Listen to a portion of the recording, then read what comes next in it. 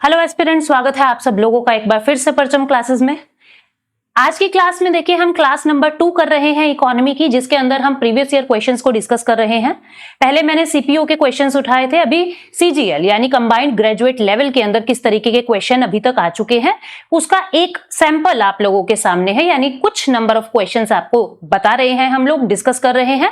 आगे आने वाली सीरीज में और क्वेश्चंस आप लोगों को देखने को मिलेंगे। ठीक है, बहुत ज्यादा प्रैक्टिस आप करना चाहते हो, अपने तैयारी कितनी हुई है ये सब देखना चाहते हो, तो हमारी परचम ऐप पर पूरी टेस्ट सीरीज अवेलेबल है, जिसके अंदर आपको 5500 क्वेश्चंस मिलेंगे, 220 सेक्शनल टेस्ट मिलेंगे। ठीक है, टीयर 1 टीयर 2 दोनों के लेवल को ध्यान में रखते हुए क्वेश्चंस फॉर्म किए गए हैं। रेगुलर अपडेशंस उनमें होता है, डिटेल्ड एक्सप्लेनेशन के साथ आपको वो सब मिलेगा। आप परचम ऐप पे जाइए और टेस्ट सीरीज को लॉन्च कर लीजिए। इसी के ही साथ अगर आपकी तैयारी में कमी आपको लग रही है, भाई मान लीजिए आपको टेस्ट सीरीज में नंबर कम लग रहे हैं, तो आप क्या करेंगे, आप हमारे बैचेस की तरफ मूव कर जाएंगे। यानी कि एक तो हमारा एसएससी जनरल अवेयरनेस का कॉम्बो पैक चल रहा है, जिसके अंदर आपको पूरा जीए जो है एक जगह मिल जाएगा। और अगर किसी स्टूडेंट को ऐसा है मुझे तो इंडिविजुअल क्लास करनी है, सिर्फ इकोनॉमी की, सिर्फ पॉलिटी की, तो इकोनॉमी और पॉलिटी आप मेरे साथ कर सकते हैं। मैं आप लोगों की एजुकेटर पायल गुप्ता हूं, तो इकोनॉमी और पॉलिटी को आप लोग मेरे साथ कर सकते हैं। अलग अलग सेपरेट बैचेस जो हैं, एक इकोनॉमी का एक पॉलिटी का ऐप पर चल रहा है, पूरा बैच रिकॉर्डेड फॉर्मेट में आपको मिलेगा। कोई डाउट आता है तो टीम तक अपने मैसेज को पहुंचाइए, टीम मेरे तक पहुंचाती है और मैं उसका रिवर्ट करती हूं। तो अभी देखते हैं कौन कौन से क्वेश्चंस हम लोगों को करने हैं आज की क्लास में। ठीक है, सबसे पहला क्वेश्चन देखिए स्टूडेंट्स क्या कहता है। सबसे पहला क्वेश्चन कहता है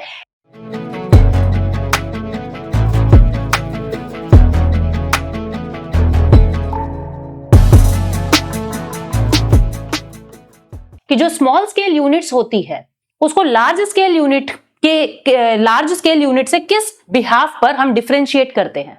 साइज ऑफ यूनिट एरिया के कितने एरिया के अंदर वो फैक्ट्री लगी हुई है, वॉल्यूम ऑफ सेल हमने कितना सामान बेच दिया है, वॉल्यूम ऑफ आउटपुट हमने प्रोडक्शन कितना किया है, या अमाउंट ऑफ इन्वेस्टमेंट। तो इसका आंसर आएगा अमाउंट ऑफ इन्वेस्टमेंट। देखो मैं आपको बता दूं, पहले रूल कुछ और थे, लेकिन 2023 के अंदर स्मॉल स्केल यूनिट्स की डेफिनेशन बदल दी गई है। जैसे इक्विपमेंट और मशीनरी जो है वो 25 लाख से 1 करोड़ रुपए तक की, अगर आपकी 5 करोड़ तक की अगर आपकी इन्वेस्टमेंट है, 25 लाख से 5 करोड़ तक की, तो आप उसको कहोगे वो स्मॉल स्केल इंडस्ट्री है। ठीक है, और अगर मान लीजिए मैन्युफैक्चरिंग इंडस्ट्री है तो अप टू 10 करोड़ अगर आपने इन्वेस्ट किया हुआ है, अप टू 10 करोड़, तो हम कहेंगे वो स्मॉल स्केल इंडस्ट्री है। तो स्मॉल स्केल इंडस्ट्री क्या होती है स्टूडेंट, ऐसी इंडस्ट्री जिसमें ये इन्वेस्टमेंट इतने लिमिटेड का होता है। यानी कहने का मतलब क्या है कि इंडस्ट्री बड़ी है कि इंडस्ट्री स्मॉल स्केल में कैटेगराइज होगी, it depends on amount of their investment. ठीक है, इन्वेस्टमेंट पे डिपेंड करेगा। अभी देखते हैं सेकंड नंबर क्वेश्चन क्या कहता है। विच of the following is an example of revenue receipt of government. Revenue receipt का क्या एग्जांपल है। अब आपको पता है बजट के अंदर अलग अलग सेक्शन होते हैं।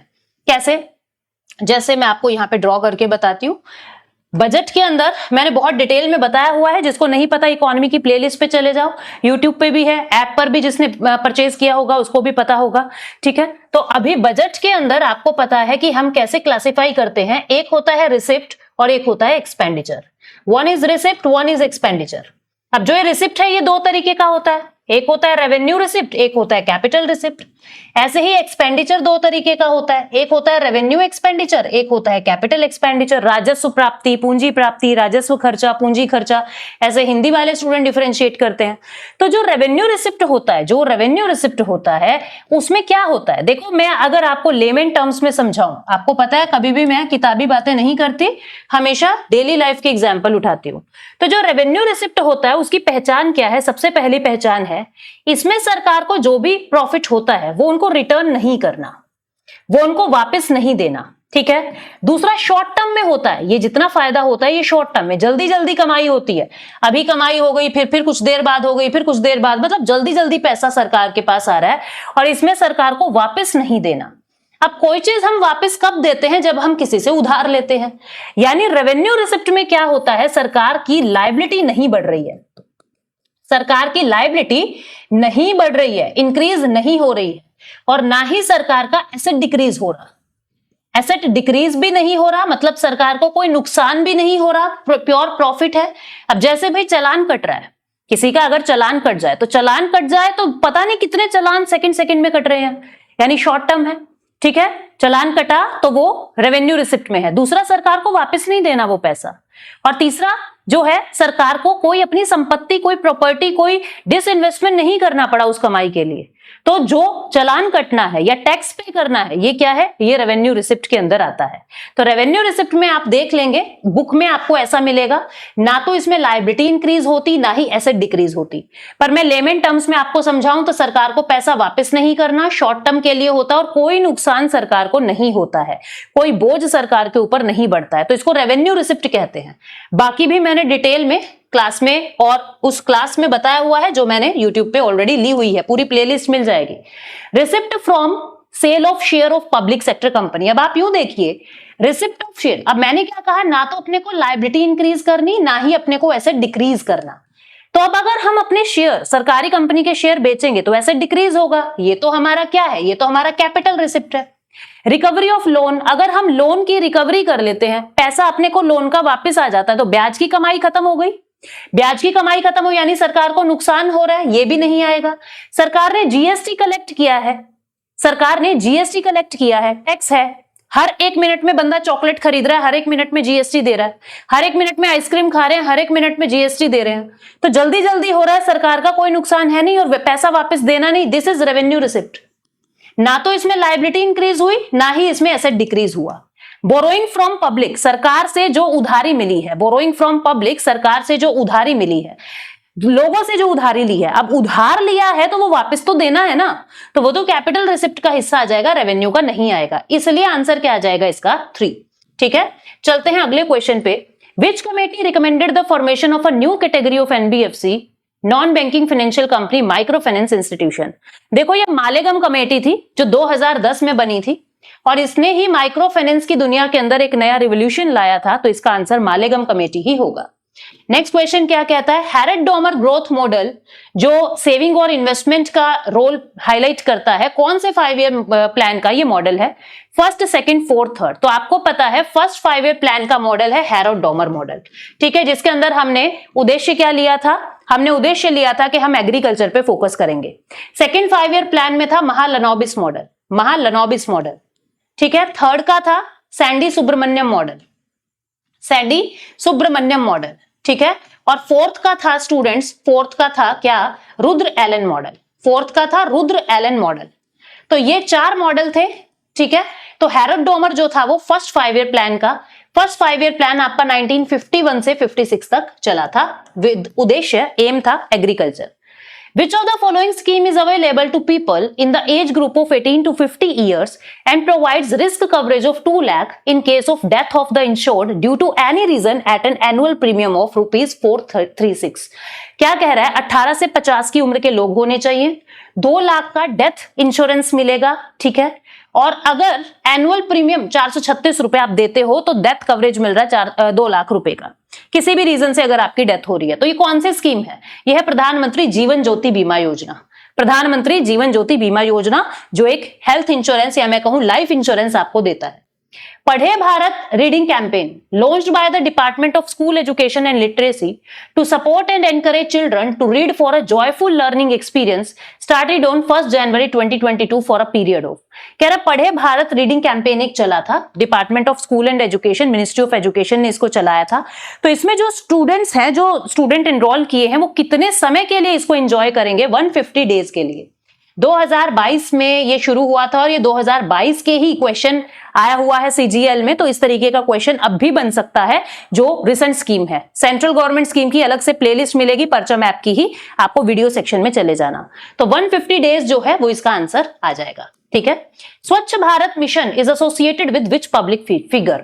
स्वच्छ भारत मिशन किससे जुड़ा हुआ है? ये महात्मा गांधी जी से। तो इन्हीं का ही सपना था स्वच्छ भारत मिशन का, जो आज मोदी जी भी आगे लेके चल रहे हैं।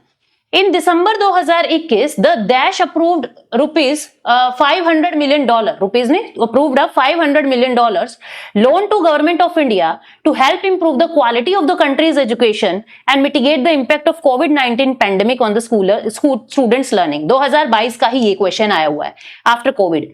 क्या है ये? जब लॉकडाउन खत्म हो गया था तो कौन से बैंक ने या मैं कहूं कौन से फाइनेंशियल इंस्टीट्यूशन ने इंडिया का हेल्प किया था $500 मिलियन देके कि बच्चों की पढ़ाई खराब नहीं होनी चाहिए, उसको और बेटर करो। तो ये किया था एशियन डेवलपमेंट बैंक ने। किसने? एशियन डेवलपमेंट बैंक ने। ठीक है। नेक्स्ट क्वेश्चन है, till which year did the high court of Delhi continue to exercise jurisdiction over Himachal Pradesh? देखो, जब तक हिमाचल प्रदेश का एक्ट नहीं बना था, 1970 में इनका ये एक्ट बना है, तब तक जो दिल्ली हाई कोर्ट है वही हिमाचल प्रदेश को संभालती थी, वही हिमाचल प्रदेश के केसेस को हैंडल करती थी। लेकिन 1970 के अंदर जब कानून बन गया, हिमाचल प्रदेश का खुद का हाई कोर्ट बन गया 1971 में, तब से हाई कोर्ट दिल्ली का अलग, हिमाचल प्रदेश का अलग। ठीक है। Which institution launched the self help group bank linkage programme in 1992-93? कह रहे self help group bank linkage. अब देखो, इसके अंदर जो SBI है, स्टेट बैंक ऑफ इंडिया, सब पता है, SIDBI small industries development bank of India, IDBI industries development bank of India, तो ये तो आपको पता है इंडस्ट्रियल फील्ड में काम करेंगे, ये आपको पता है कमर्शियल बैंक है। लेकिन जो नाबार्ड है, जिसका जन्म 12 जुलाई 1982 को हुआ है, इसने माइक्रो फाइनेंस रिवोल्यूशन चलाया था 1992 में, और तभी जो सेल्फ हेल्प ग्रुप होते हैं उनका बैंक से लिंकेज कर दिया था कि अगर किसी सेल्फ हेल्प ग्रुप को बैंक से लोन लाना हो या फिर किसी तरीके का कोई वित्तीय मदद चाहिए तो सेल्फ हेल्प ग्रुप बैंक से डायरेक्ट लिंक कर सकता है। नाबार्ड ने यह काम किया था, नाबार्ड खुद बना है 12 जुलाई 1982 को। ठीक है, ये इसका फाउंडेशन था और 1992 में इसने ये काम शुरू किया था। तो आंसर विल बी बी, यानी कि नाबार्ड। ठीक है, चलते हैं आगे। Usually which year of the series of a year in an economic index is called the base year? कह रहे जब कोई बेस ईयर, कोई इकोनॉमिक इंडेक्स हम देते हैं लाइक CPI, WPI, तो बेस ईयर कौन से साल को लेते हैं उस सीरीज में? देखो, बेस ईयर क्या होता है स्टूडेंट्स? जिस ईयर से आप कंपैरिजन कर रहे हो, जिस ईयर से आप कंपैरिजन कर रहे हो उसको बेस ईयर कहते हैं। ठीक है, और जो बेस ईयर होता है वो फर्स्ट ईयर माना जाता है, मतलब जिस समय वो शुरू हुआ है, वो इंडेक्स शुरू हुआ है, शुरुआत में हम उसी को ही बेस ईयर मानते हैं। धीरे धीरे जैसे जैसे जरूरत लगती है बेस ईयर को चेंज करते रहते हैं, आगे करते रहते हैं। तो अभी क्या आएगा? First year. ठीक है। In an economy fisheries are a part of dash. एक अर्थव्यवस्था में फिशरी किसका हिस्सा होता है? टर्शरी सेक्टर, इसमें तो सारी सर्विसेज आएंगी और फिशरी तो कुछ रॉ मटेरियल जैसा लग रहा है। सेकेंडरी में सारा मैन्युफैक्चरिंग आएगा, ये दोनों ही नहीं आएंगे। प्राइमरी सेक्टर आएगा, बिकॉज प्राइमरी सेक्टर क्या होता है? जिसके ऊपर बाकी सारी इंडस्ट्री डिपेंड करती है। अब आपको पता है फिशरी भी एक ऐसा सेक्टर है जो नेचर आपको दे रहा है, इंसान ने तो मछली नहीं बनाई।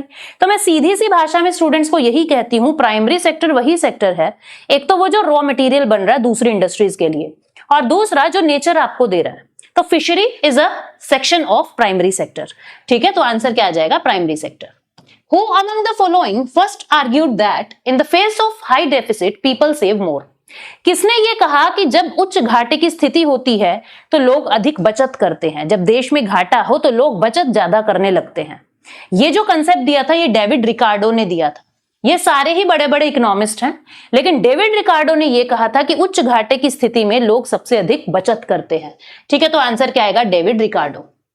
What is the emigration of a significant proportion of a country's high skilled, high educated professional population to other social opportunities called? क्या कह रहा है कि जैसे बहुत सारे स्टूडेंट्स, बहुत सारा प्रोपोर्शन, बहुत सारा अनुपात जो है हाईली स्किल्ड है, हाईली एजुकेटेड है, ठीक है, प्रोफेशनल पॉपुलेशन है, जो सोशल अपॉर्चुनिटीज, सामाजिक अवसरों के लिए दूसरे देश में चले जाते हैं। हमारे देश में काम नहीं मिल रहा, दूसरे देश में चले जाते हैं। कुछ कहते हैं यहाँ पे जितना हमारा स्किल है उस हिसाब से हमको पे नहीं मिल रहा तो दूसरे देश में जाएंगे। तो ये जो है ये क्या कहलाता है? ये कहलाता है स्टूडेंट्स ब्रेन ड्रेन। ड्रेन क्या होता है? वॉशिंग मशीन में होता है ना ड्रेन, पानी निकलना। तो ये हमारे देश की बुद्धि निकल रही है दूसरे देश के लिए। हम पढ़े हैं अपने देश में और काम आएंगे दूसरे देश के। This is brain drain. Carrying capacity क्या होती है? जब आप ओवर यूज कर रहे हो रिसोर्सेज का, भाई अब हमसे सहन नहीं होता, वी कांट कैरी यू। अब धरती माता कह रही है कि भैया क्षमा करो, बस अब और रिसोर्सेज नहीं है हमारे पास। तो वो होती है कैरिंग कैपेसिटी, वहन क्षमता। जिस पॉइंट तक अर्थ आपको सहन कर रही है, अर्थ पॉपुलेशन को, रिसोर्सेज के एक्सप्लॉयटेशन को सहन कर रही है, that is carrying capacity. Beyond carrying capacity फिर भूचाल आ जाएगा। ठीक है, ब्रेन ड्रेन क्या होता है देखा। डेमोग्राफिक ट्रांजिशन क्या होता है, जब आपकी जनसंख्या में कोई बड़ा बदलाव आ रहा है उसको डेमोग्राफिक ट्रांजिशन कहते हैं। क्लोज्ड पॉपुलेशन यानी कि अब जनसंख्या जो है इधर उधर नहीं जा रही है, फिक्स हो गई है, दैट इज क्लोज्ड पॉपुलेशन। तो इसका आंसर क्या आएगा, ब्रेन ड्रेन, जब हाई स्किल्ड लोग जो है दूसरे देश में मूव करने लग जाए, एमिग्रेट करने लग जाए। Which of the following concept implies that sustainable development should take a holistic approach toward notion of progress and give equal importance to non-economic aspects of well-being? कहता है कि आप इकोनॉमी के अंदर मॉनेटरी टर्म्स को तो गिन लेते हो, लेकिन जो नॉन मॉनेटरी टर्म्स होती है उनको भी तो गिनना चाहिए। और वो कौन सा सेक्टर होता है, कौन सा इंडेक्स है, इसमें भी प्रोडक्शन गिनते हैं, इसमें भी इनकम और प्रोडक्शन गिनते हैं मॉनेटरी टर्म्स, इसमें भी इनकम और प्रोडक्शन गिनते हैं मॉनेटरी टर्म्स। लेकिन ग्रॉस नेशनल हैप्पीनेस जो भूटान ने सबसे पहले शुरू किया था, ठीक है, ग्रॉस नेशनल हैप्पीनेस, ये जो है ये एक ऐसा इंडिकेटर है जिसमें हम नॉन इकोनॉमिक एस्पेक्ट्स को भी इंक्लूड करते हैं कि वहां के लोग सच में गवर्नेंस से कितने खुश हैं, कितने सेटिस्फाइड हैं, ठीक है। तो ये है gross national happiness. Next is in the context of economics what does P stand for, EPF. EPF में पी का मतलब क्या होता है, एम्प्लॉयमेंट प्रोविडेंट फंड। तो पी का मतलब क्या है, प्रोविडेंट, ठीक है। Which of the following is not important for individual health? Individual की हेल्थ के लिए क्या इंपॉर्टेंट नहीं है। अब देखो, social equality, public cleanliness, harmony या पब्लिक ट्रांसपोर्ट। तो आपको पता है समाज के अंदर अगर इक्वालिटी नहीं होगी तो मानसिक तनाव होगा, और अगर कोई मानसिक तनाव में भी है उसको हम हेल्दी नहीं कहेंगे, तो ये तो बहुत जरूरी है। पब्लिक क्लीनलीनेस, साफ सफाई नहीं होगी तो बीमार तो होगे। हार्मनी, भाईचारा नहीं होगा तो मन ऐसे अच्छा नहीं लग रहा है, मानसिक तनाव है, लड़ाई हो रहे हैं, झगड़े हो रहे हैं, तो भी आप हेल्दी नहीं रहोगे। पब्लिक ट्रांसपोर्ट जरूरी नहीं है आपके स्वास्थ्य के लिए जरूरी हो, ठीक है भाई। इस very important is public transport, लेकिन हेल्थ से जुड़ा हुआ नहीं है। आप पैदल चल रहे हो, पब्लिक ट्रांसपोर्ट नहीं हो, तो जरूरी थोड़ा बीमार हो जाओगे, तब भी तो आप हेल्दी ही हो, ठीक है। तो आंसर क्या आ जाएगा, पब्लिक ट्रांसपोर्ट, डी आंसर आ जाएगा इसका। Next question, Which of the following statement is related to positive economy? Positive economy क्या बताता है, ये फैक्ट बताता है that what is economy. Positive economy क्या बताता है, व्हाट इज इकोनॉमी। ये ऐसा नहीं बताता व्हाट शुड बी इकोनॉमी को क्या होना चाहिए, ये कहता है व्हाट इज इकोनॉमी। तो इनमें से क्या इकोनॉमी पॉजिटिव इकोनॉमी कहलाती है। Inflation is better than deflation, inequality is the distribution of wealth and income should be reduced, कह रहा है असमानता कम होनी चाहिए और असमानता कम होनी चाहिए, लग्जरी गुड ज्यादा नहीं होने चाहिए लेस डेवलप्ड कंट्री में। Increase in money supply implies a price rise in an economy. अब देखो ये एक फैक्चुअल बात है, ये सर्वगुण संपन्न मतलब सर्वमान्य है, हर जगह यही होगा, जितना ज्यादा मनी सप्लाई होगा उतना ज्यादा प्राइस राइज होगा। ये हर बार सही नहीं है, ये हर बार सही नहीं है, ये हर बार सही नहीं है, बट दिस इज 100% ट्रू। किसी भी केस में देख लीजिए, अगर मनी सप्लाई बढ़ेगा तो प्राइस राइज बढ़ेगा ही बढ़ेगा, ठीक है। Which branch of economics deals with the depletion of natural resources, stock and population, which are a result of rapid economic development? कहता है कौन सा ब्रांच इकोनॉमी का जो है नेचुरल रिसोर्सेज के डिप्लेशन से डील करता है, जो रैपिड इकोनॉमिक डेवलपमेंट का एक रिजल्ट है। तो ये इसका आंसर क्या आएगा, मतलब आप पॉल्यूशन की बातें कर रहे हो, डिप्लेशन की बातें कर रहे हो, तो एनवायरमेंट की बातें कर रहे हो। This is environmental economics, environmental economics, ठीक है। चलते हैं नेक्स्ट क्वेश्चन की तरफ। An economy in which both the private sector and the government sector are involved. ऐसी इकोनॉमी जिसमें प्राइवेट और पब्लिक दोनों सेक्टर इन्वॉल्व होते हैं उसको क्या कहते हैं, मिक्स्ड इकोनॉमी कहते हैं। पैरेलल इकोनॉमी किसको कहते हैं, जहां पे ब्लैक मनी ज्यादा हो, जहां पे ब्लैक मनी ज्यादा हो, जमाखोरी ज्यादा हो, उनको हम कहते हैं पैरेलल इकोनॉमी। मिक्स्ड इकोनॉमी जहां पे प्राइवेट और पब्लिक दोनों लोग हो, that is mixed economy. Blended, amalgam, ये तो मिक्स के ही इन्होंने कुछ सिनोनिम्स दे दिए। All monetary transfers or kinds sent by migrants to their place of origin or called. ये क्या कह रहा है, कह रहा है कि जितने भी मनी ट्रांसफर होते हैं या फिर मतलब जैसे माइग्रेंट्स हैं, माइग्रेंट्स कौन, जो हमारे देश से, मान लीजिए इंडिया से कोई व्यक्ति दूसरे देश में नौकरी करने गया है, जापान में चला गया, अब उसको जितनी भी सैलरी मिल रही है उसका एक हिस्सा वो इंडिया में भेज रहा है, सैलरी का एक हिस्सा अपने ओरिजिन, प्लेस ऑफ ओरिजिन जहां पे वो पैदा हुआ है वहां पे भेज रहा है, तो इसको क्या कहते हैं, इसको रेमिटेंस कहते हैं। और इंडिया रेमिटेंस में टॉपर है, ठीक है, इंडिया रेमिटेंस में टॉपर है, बहुत आगे हैं हम, हमारे बहुत बच्चे बाहर हैं और अपने देश में पैसा भेज रहे हैं। फिर कहते हैं which of the following formulas related to monetary and liquidity aggregate is not correct. इसके लिए मैं एक सेपरेट वीडियो भी बनाऊंगी मॉनेटरी एग्रीगेट्स के लिए, ठीक है। क्या होता है समझो, देखो M0, M1, M2, M3 and M4, देखो 1 से बनता है n, ठीक है, तो M1 और M2 को हम कहते हैं नैरो मनी। नैरो मनी क्या होता है? जो पैसा आपको जल्दी से आपके हाथ में मिल जाए, जैसे आपकी जेब का पैसा, जैसे करंट अकाउंट का पैसा। M3 और M4 कहलाता है ब्रॉड मनी, जिसको पैसा मिलने में थोड़ा 1-2 दिन का वक्त लग जाए, ब्रॉड मनी। M0 होता है हाई पावर्ड मनी, जो RBI में टोटल पैसा है, जो हमारी मार्केट में टोटल पैसा घूम रहा है, that is high powered money. अब इसके फॉर्मूलाज होते हैं, अभी यहां मैं बहुत ज्यादा एक्सप्लेन नहीं कर रही हूं, मैं बस आपको आंसर बता रही हूं, ठीक है, क्योंकि मैं इसकी एक सेपरेट वीडियो लेके आऊंगी। M1 क्या होता है? सबसे जल्दी कैश में कन्वर्ट हो जाता है, यानी करेंसी जो नोट्स और कॉइन्स की फॉर्म में है। डिमांड डिपॉजिट जो आपने करंट और सेविंग अकाउंट खुलाए हैं, ये ऐसा पैसा है जिसको नैरो मनी कह रहे हैं, क्योंकि ये पैसा जल्दी से आपकी जरूरत पूरी कर देगा। M2 में क्या होता है? इसमें हम M1 में सेविंग डिपॉजिट्स भी डाल देते हैं पोस्ट ऑफिस के। अब पोस्ट ऑफिस में पैसा बहुत जल्दी नहीं मिलता है ना, कुछ वक्त लग जाता है एज कंपेयर टू M1। तो सेविंग डिपॉजिट जो पोस्ट ऑफिस के साथ किया, this is also narrow money, ये भी बिल्कुल सही है। M3 में क्या करते हैं? पोस्ट ऑफिस का सेविंग टाइम डिपॉजिट नहीं डालते हम, कमर्शियल बैंक्स का। अभी पोस्ट ऑफिस M3 में नहीं आएंगे।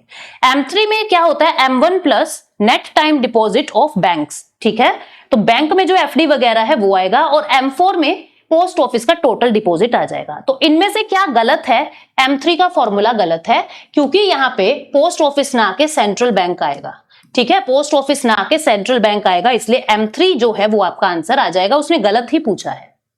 People like small farmer and seasonal workers who regularly move in and out of poverty are categorize है। मान लीजिए ये पॉवर्टी लाइन है, लोग जो ऐसे रहते हैं, कभी ऊपर आ गए, कभी नीचे, कभी ऊपर कभी नीचे, कभी पॉवर्टी लाइन के ऊपर, कभी पॉवर्टी लाइन के नीचे, तो ये क्या होता है? इनको क्या कहते हैं?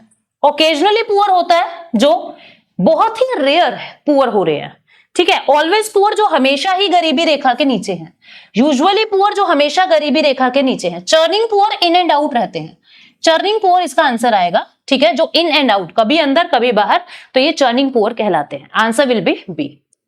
नेक्स्ट क्वेश्चन क्या कहता है? An unexpected rise in sales of a product leads to. अगर सेल के अंदर अनएक्सपेक्टेड राइज हो जाए, अब अनएक्सपेक्टेड है यानी अनप्लैंड है, तो प्लैंड वाला तो हटा दो, अनप्लैंड है, और सेल हो रहा है मतलब निकल रहा है बाहर, एक्यूमुलेट नहीं हो रहा है, इकट्ठा नहीं हो रहा है इन्वेंट्री में, डी एक्यूमुलेशन हो रहा है, तो unplanned D accumulation of inventory को हम अनएक्सपेक्टेड सेल कहते हैं, ठीक है। कॉमन सेंस का क्वेश्चन था। Which of the following activities can be classified as a part of the secondary sector of an economy? इनमें से कौन सी एक्टिविटी सेकेंडरी सेक्टर का हिस्सा है? सेकेंडरी में क्या आता है? मैन्युफैक्चरिंग आती है। लीगल कंसल्टिंग ये एक सर्विस है, तो टर्शरी का है। टी प्लांटेशन एक खेती जैसा है, एग्रीकल्चर है, तो प्राइमरी है। फार्म इक्विपमेंट मैन्युफैक्चरिंग ये सेकेंडरी सेक्टर है। बैंकिंग भी एक सर्विस है, तो टर्शरी सेक्टर का हिस्सा है, ठीक है। तो आंसर क्या आ जाएगा इसका? C, farm equipment and manufacturing. Mixed economy किसको कहते हैं? जिसमें पब्लिक प्राइवेट दोनों काम करते हैं, ठीक है। Presence of subsistence and commercial farming. Subsistence क्या होता है? सब्सिस्टेंस फार्मिंग सिर्फ खुद के निर्वाह के लिए हम खेती कर रहे हैं, कमर्शियल होता है बेचने के लिए भी खेती कर रहे हैं। को existence of traditional and modern industry.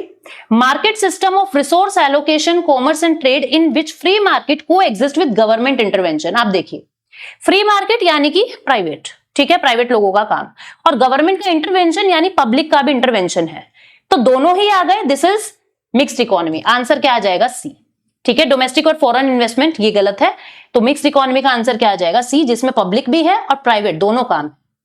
Which of the following is an economic system in which capital goods are owned by private individuals or business and the production of goods and services based on supply and demand in the general market? क्या कहता है? कहता है कि goods तो private individual ने own कर लिए, ओनरशिप तो प्राइवेट लोगों के पास, ठीक है, और गुड्स और सर्विसेज सप्लाई और डिमांड यानी फ्री मार्केट है, प्राइवेट लोग बना रहे हैं और फ्री मार्केट से बेच रहे हैं, तो सब कुछ कैपिटलिज्म का आ रहा है। तो आंसर क्या आ जाएगा? कैपिटलिस्ट इकोनॉमी, पूंजीवादी, जो सिर्फ लाभ के लिए कमाते हैं और सारा ओनरशिप इनका प्राइवेट होता है। तो आंसर क्या आ जाएगा? Capitalist economy. Which of the following is a tertiary economic activity? देखो इसमें से सर्विस क्या है? फार्मिंग प्राइमरी में आएगा, हंटिंग प्राइमरी में आएगा, ट्रेडिंग सर्विस है, वीविंग प्राइमरी में आएगा, तो आंसर क्या आ जाएगा? बी, ठीक है। आंसर क्या आ जाएगा? बी, ठीक है। ये सर्विस है ना, तो सर्विस है तो टर्शरी सेक्टर आएगा, answer is B. An industrial economy is best defined as an economy whose 50% और more produce value comes from the dash sector। कहते हैं इंडस्ट्रियल इकोनॉमी कौन सी होती है जिसमें 50% से ज्यादा वैल्यू कहां से आती है? ये 50% से ज्यादा वैल्यू कहां से आ रही है इंडस्ट्रीज की? ये आ रही है सेकेंडरी सेक्टर से, मैन्युफैक्चरिंग यूनिट से। तो आंसर क्या आएगा? सेकेंडरी। ठीक है, नेक्स्ट क्वेश्चन क्या कहता है? 31 number question, income and employment theory is the other name for which branch of economy? Income and employment, देखो हर इंसान की इनकम, हर इंसान की नौकरी, बेरोजगारी, ये डिपेंड करती है, यानी ये प्रभावित रहती है। यानी हम इंडिविजुअल लेवल पे बात कर रहे हैं तो ये माइक्रो इकोनॉमी का कंसेप्ट आ जाता है। किसका? Micro economy. मैक्रो में जब पूरे देश की बात हो रही है, income and employment individual concern है, तो आंसर क्या आएगा? Micro economy. Dash is defined as the study of behavior of individual decisions making units such as consumer, resource owners, firms। कहता है ये बिहेवियर देख रहे हैं हम, कंज्यूमर बिहेवियर, रिसोर्सेज, फर्म्स का बिहेवियर, तो हर कंज्यूमर का बिहेवियर अलग है।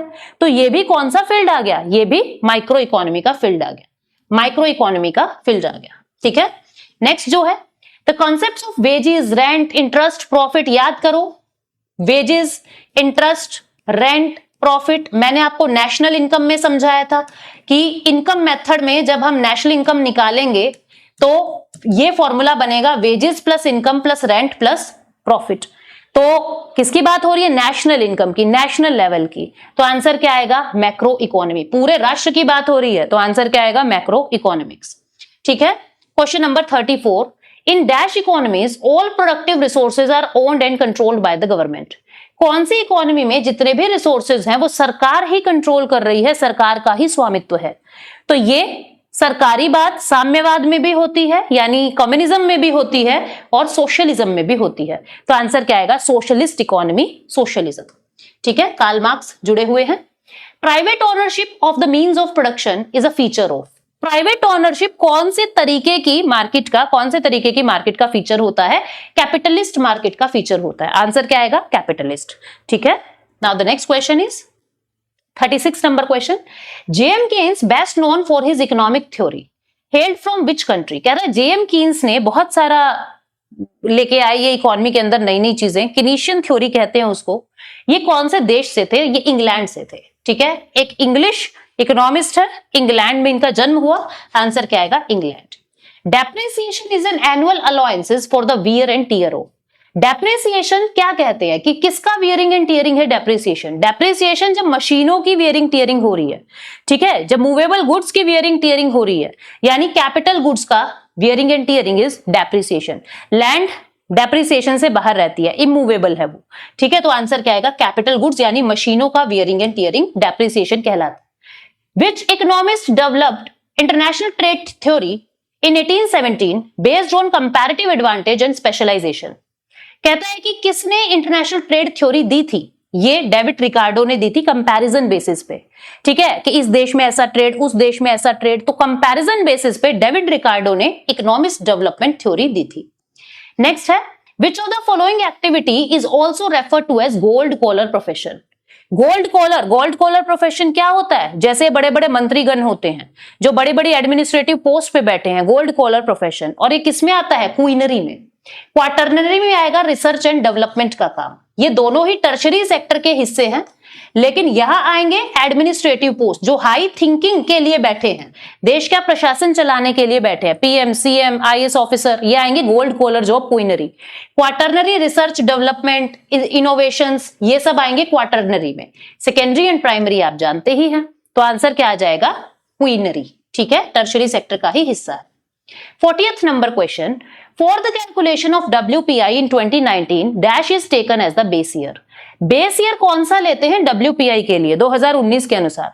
देखो 2014-15 में बेस ईयर को बदल दिया था और बदल के कर दिया था 2011-12, तो आंसर क्या आएगा? सी। नेक्स्ट क्वेश्चन है, in which year was the first industrial policy based on the mixed economy principle announced in India? कहता है कि पहली इंडस्ट्रियल पॉलिसी जो मिश्रित अर्थव्यवस्था पर आधारित थी वो किसने बनाई थी? मैं बता दूं, श्यामा प्रसाद मुखर्जी की सोच थी। ईयर आप बताओगे कमेंट सेक्शन में मुझे कि ये किस वर्ष घोषित की थी पहली इंडस्ट्रियल पॉलिसी। तो ये हमारे 40 क्वेश्चन थे जो CGL में आए हुए हैं पिछले साल में। उम्मीद करती हूं एक आइडिया आपको लगा। और इसका आंसर मुझे कमेंट सेक्शन में चाहिए। ठीक है, उम्मीद करती हूं कि आप बिल्कुल सही आंसर इसका देंगे। Thank you so much, take care, bye bye. मिलते हैं कुछ नए क्वेश्चंस के साथ आने वाले समय में।